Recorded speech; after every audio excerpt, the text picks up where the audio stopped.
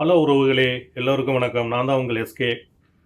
கொஞ்ச நாளா நான் இடையில இந்த வீடியோ அப்லோட் பண்ணாம இருந்தேன். அதுக்கு ஒரு சின்ன சின்ன ரீசன்ஸ்லாம் இருந்தது. இப்போ நான் வெளிநாட்டில தான் ஒர்க் பண்ணிட்டு இருக்கேன். ஈராக்ல இருக்கேன்.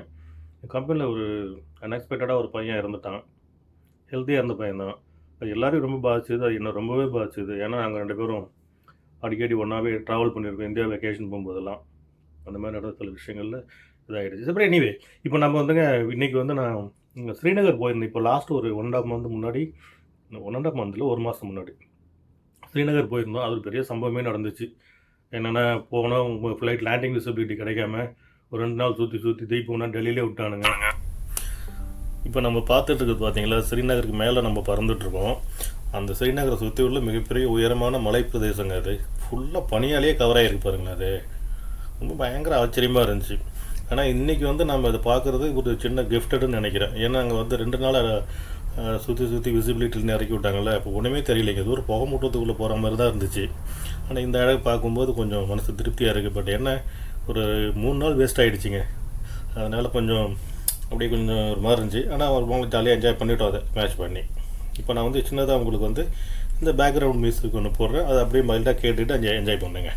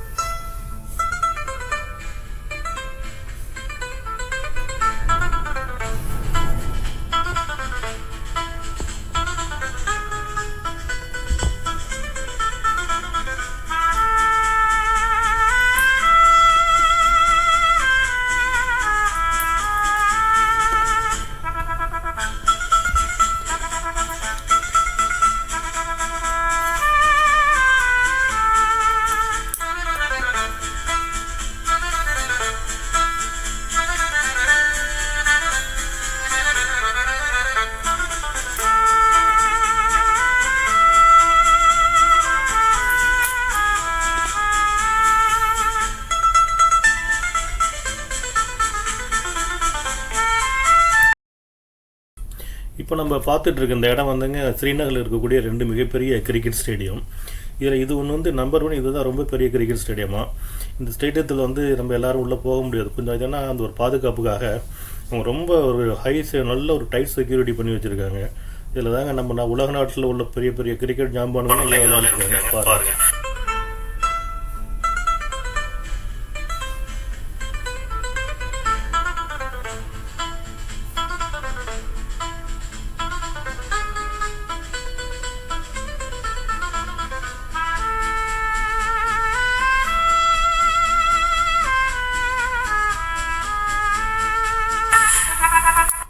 இதை முடிச்சுட்டு இப்போ நம்ம இப்போ போகிற வழி தான் இது. இப்போ நம்ம குல்மார்க் அப்படிங்கிற ஒரு பெரிய மலையை பார்க்கறதுக்கு தான் நம்ம போயிட்டுருக்குறோம். இந்த ரோடு இங்கேருந்து ஒரு 70 கிலோமீட்டர் இருக்குங்க. இப்போ நம்ம தங்கியிருந்த அந்த ஸ்ரீநகர் டவுன் டவுன்லேருந்து இந்த ஹில்ஸுக்கு போகிறதுக்கு ஒரு 75 கிலோமீட்டர். ஆனால் ரோடெலாம் ரொம்ப நல்லா அருமையாக இருக்குது. சூப்பர் ஸ்ட்ரைட்டாக இருக்குங்க ரோடு. எங்கேயுமே அவ்வளோவா பெண்டெலாம் கிடையாது. ஆஃப்கோர்ஸ் அந்த ஹில்ஸில் தான் பார்த்தீங்கன்னா கொஞ்சம் நிறைய பெண்டெல்லாம் ஒரு மாதிரி இருந்துச்சு. பட் இங்கெல்லாம் அப்படி இல்லைங்க. ரொம்ப நல்லாவே சூப்பராகவே இருந்துச்சு இந்த ரோடு. போகிற வழியிலே ஒரு ஹோட்டலில் நிறுத்தி நமக்கு ஒரு இன்னமும் அந்த காஷ்மீர் ஸ்பெஷல் பிரியாணி அப்படிலாம் வாங்கிட்டு போனான்னு ஒரு கடையில் நிறுத்தி வாங்கி கொடுத்தாரு. அப்புறம் அப்படியே எடுத்துகிட்டு போனாங்க. பட் நான் மக்களே உங்களுக்கு நான் ஒரு சின்ன விஷயம் சொல்ல விரும்புகிறேன். ஏன்னா அது என்னுடைய எக்ஸ்பீரியன்ஸ்லேருந்து நான் சொல்கிறேன். இங்கே நம்ம போகும்போது என்ன பண்ணுறாங்கன்னா, ஒன்றும் டூர் மூலிமா போனாலும் சரி, ஏஜென்ட் மூலிமா போனாலும் சரி, பர்சனலாக போனாலும் சரி, இந்த மாதிரி ஏதாவது கார் எடுத்துகிட்டு நம்ம அப்படியே மேலே டாக்ஸியில் போனீங்கன்னா நிறையா ஸ்கேம் பண்ணுறாங்க. அதில் எதுலேயுமே நீங்கள் மாட்டிடாதீங்க. கைடு வேணும்னு சொல்கிறான், 4 வீல் டிரைவில் தான் நீங்கள் மேலே போக முடியுன்றான், நீங்கள் சேஃப்டி கியர் போட்டுக்கணுன்றான், இந்த வின்டர் ஜாக்கெட்ஸ்லாம் போடணுன்றான். ஒரு வின்டர் ஜாக்கெட்டு, ஒரு ரப்பர் ஷூ, அதை போட்டுட்டு போகிறதுக்கு 800 rupees per person. இன்னும் ரொம்ப போயிட்டு வந்ததுக்கப்புறம் ரொம்ப ஒரு மாதிரி பேடாக ஃபீல் பண்ணேன். நம்ம எவ்வளோ இடத்துலாம் போயிருக்கோம், நம்மளால இவ்வளோ ஏமாற்ற மாட்டோம்னு நினச்சிட்டு நம்மளே நல்லா ஏமாத்திடுறானுங்க. அதனால் அது கொஞ்சம் ஜாக்கிரதையாக அந்த மாதிரி இடத்துக்கெல்லாம் போகும்போது, இந்த இடத்துக்கெல்லாம் போகும்போது அதில் எப்பயும் நீங்கள் மாட்டிடாதீங்க. அவ்வளோதான். மற்றபடி இது நல்லா ரம்மியமாக நீங்கள் பார்த்து என்ஜாய் பண்ணுற ஒரு சூழ்நிலையில் தான் இருக்குது. அது பாருங்கள் நீங்கள்.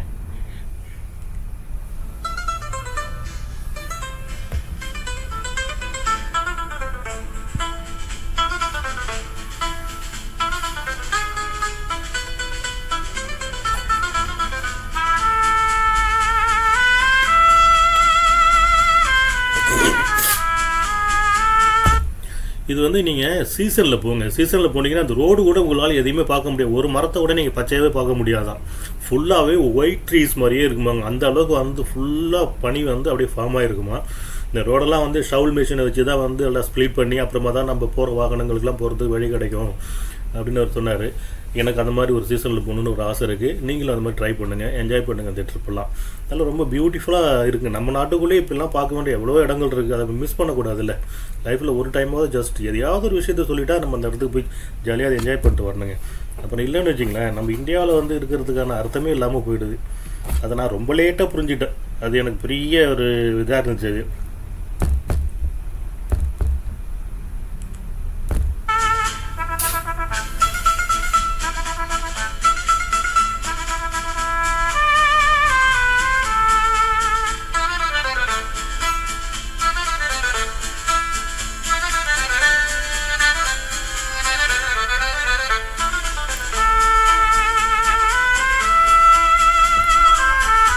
தூக்க முடியாமல் தூக்கிட்டு இருக்கும் பாருங்க இந்த பனி கட்டியை. பார்க்குறது உங்களுக்கு பனி தானே நினைப்பீங்க, ஆனால் பனி பயங்கர வெயிட்டுங்க. ஒரு 50 கிலோ இருக்கும் போல இருக்குது.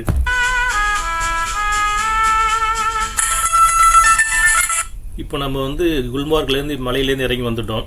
வந்ததுக்கப்புறம் கீழே அந்த சராசரியாக அந்த ஒரு சமபரப்பு தளத்தில் இருக்கக்கூடிய அந்த மலையில் இருக்கும். ஆக்சுவலி நம்ம மலை மேலே தான் இருக்கும், ஆனால் நம்ம வந்து அது சமதளமான ஒரு இடம்னு சொல்ல முடியாதுங்க. அது அவ்வளோ ஹைட்டில் இருக்கும். இதில் மிகப்பெரிய ஆச்சரியம் என்ன தெரியுங்களா, இந்த பார்த்துட்டு இருக்கும் பாருங்க, இதுக்கு வந்து DAL தால் லேக்குன்னு சொல்கிறாங்க. தால் லேக்குக்கு வந்து துவரம்பருப்பு இந்த சாம்பார் வைக்கிற பருப்பு நினைச்சிடாதீங்க. ஆக்சுவலி தால் லேக்குன்னு சொல்கிறாங்க இது. ஆனால் உண்மையிலேயே ரொம்ப பெரிய ஆச்சரியமான விஷயங்க. இது இன்னொரு முக்கியமான விஷயம், நான் வந்து வெளியில் இந்த இதிலலாம் இந்த போட்டிங்லாம் பண்ணி முடிச்சுட்டு வெளியில் வந்ததுக்கு அப்புறம் தான் என்கிட்ட ஒருத்தர் வந்து சொன்னார், பிரிட்டிஷ்காரங்க டைமில் வந்துட்டு நிறைய பேர் என்ன பண்ணாங்களாம், இந்த இடத்துல போய்ட்டு அது எவ்வளோ ஆழத்தில் இந்த தண்ணி இருக்குதுன்னு பார்க்கும்போது அது எத்தனையோ கிலோமீட்டர் ஆழத்தில் போய்ட்டு இருந்துச்சு, அவங்களால மெஷர் பண்ணவே முடியல. அப்போ வந்து அதை என்ன பண்ணிட்டாங்கன்னா அந்த முயற்சியை வந்து கைவிட்டுட்டு அதுக்கப்புறம் அது ஒரு மாதிரி ஒரு சுற்றுலாத்தலத்தில் இது மாதிரி போட்டிங் சர்வீஸ்லாம் பண்ணட்டும், அந்த மக்கள் அப்படியே இருக்கும், இயற்கையாகவே இருக்கட்டும் அப்படின்ட்டு போயிட்டாங்களாம். இப்போ ரெண்டாவது இன்னொரு விஷயங்க, இந்த மக்கள் வந்து இவங்களுக்கு வந்து பிஸ்னஸ் எங்கன்னு பார்த்தீங்கன்னா இந்த தண்ணியில் தாங்க அவங்களுக்கு பிஸ்னஸ்ஸே. சின்ன போட்டில் எல்லாம் இண்டிவிஜுவலாகவே எல்லாம் வந்துட்டு செல்ஃபாக தான் நம்ம வந்து துடுப்பு போட்டு வரணும். ஒன்றுமே அங்கே வந்து எலக்ட்ரிக்கல் மோட்டார் உள்ள எந்த போட்டுமே கிடையாது. அது அங்கே வந்து நாட் அலௌடாக அஃபிஷியலி பார்த்தீங்கன்னா அதுக்கு வந்து பேன் பண்ணியிருக்காங்க. ஏதோ 1-2 பேர் இருக்காங்க. ப்ளஸ் நம்மளுடைய அந்த பார்டர் அந்த போலீஸ்லாம் இருக்காங்க இல்லையா, CRPF இருக்காங்கல்ல, அவங்களுக்கு மட்டும் அலௌடு இது. அவங்களாம் வந்து அது மாதிரி மிஷின் போட்டில் போகலாமா, இவங்களுக்கு கிடையாது. இவங்க என்னன்னு கேட்டிங்கன்னா இந்த மாதிரி இந்த ட்ராவல் போட்லாம் நம்ம நிறைய பேசஞ்சர் போகிறாங்கல்ல, அவங்க வந்து என்ன பண்ணுவாங்கன்னா இந்த மாதிரி இவர் வந்து சஃப்ரான் குங்குமப்பூ விற்கிறாரு, அப்புறம் காவான்னு சொல்லிட்டு ஒரு காஃபி, அது மாதிரி நிறைய பொருள் விற்கிறாங்க அங்கே. இது மட்டும் இல்லைங்க, நிறைய சோளம்லாம் சுட்டு விற்கிறாங்க. நிறைய ஒரு நம்ம சாதாரணமாக ரோட்டில் போகும்போது ஸ்ட்ரீட் ஃபுட்டெல்லாம் இருக்குமே கடைங்க, அதே மாதிரி இங்கே வந்து போட்டில் இவங்களுக்கு வந்து இதுதானே. இங்கே வந்து ஒரு குழந்தை வந்து முதல்ல பிறக்குது அப்படின்னா அது எழுந்திரிச்சு நடக்க ஆரம்பிச்சோன்னு முதல்ல அவங்களுக்கு கொடுக்குற ட்ரைனிங் நீச்சலாம். ஏன்னு கேட்டால் இது உங்களுக்கு வந்து வாழ்க்கை 24 ஹவர்ஸ் தண்ணியிலேயே தாங்க இருக்குது. அது அதனால தான் இந்த மாதிரி இப்போ இவர் வந்து என்ன சொல்கிறாருன்னா, எனக்கு வந்து நான் ஒரு வில்லேஜ்காரன், எனக்கு வந்து GST கிடையாது, ஒன்றும் கிடையாது, நாங்கள் இந்த மாதிரி ப்ராடக்ட்டில் வந்து நாங்கள் விற்றுட்டு ஒரு நியாயமான முறையில் ஒரிஜினலை விற்று தான் நாங்கள் வந்து எங்கள் குடும்பம் ஓடிக்கிட்டுருக்கு அப்படின்னாரு. சந்தோஷமாக இருந்துச்சு. ஆனால் கைண்ட் பீப்புளுங்க அவங்க, ஏன்னா அவங்கள்ட்ட வந்து ஒரு நல்ல ஒரு நேர்மையை பார்க்க முடிஞ்சு. அந்த கிளைமேட் எப்படி இருக்குதோ அதே மாதிரி அந்த மக்களோட சுபாவமும் அப்படி இருக்குது. எனக்கு ரொம்ப பிடிச்சிருந்தது. அது நல்லா போய் நல்லா ஜாலியாக என்ஜாய் பண்ணலாங்க. நான் வந்து இப்போ இந்த வீடியோ எனக்கு கொஞ்சம் நேரத்தில் முடிய போகுது. இதுக்கப்புறம் நான் இன்னொரு வீடியோ வந்து நான் அப்லோட் பண்ணும்பொழுது அதில் இன்னும் கொஞ்சம் நிறைய விஷயத்தில் ஆட் பண்ணுறேன், பார்த்து நல்லா என்ஜாய் பண்ணுங்கள். ஆனால் இவங்க வந்து ஸ்கேம் பண்ண மாட்டாங்க, பட் அதிகமான விலையும் சொல்லி விற்பாங்க. பட் நம்ம தான் பார்கெயின் பண்ணி வாங்கிக்கணுங்க. அந்த மாதிரி கொஞ்சம் நீங்கள் பார்த்துங்க, நல்லா இருக்குது.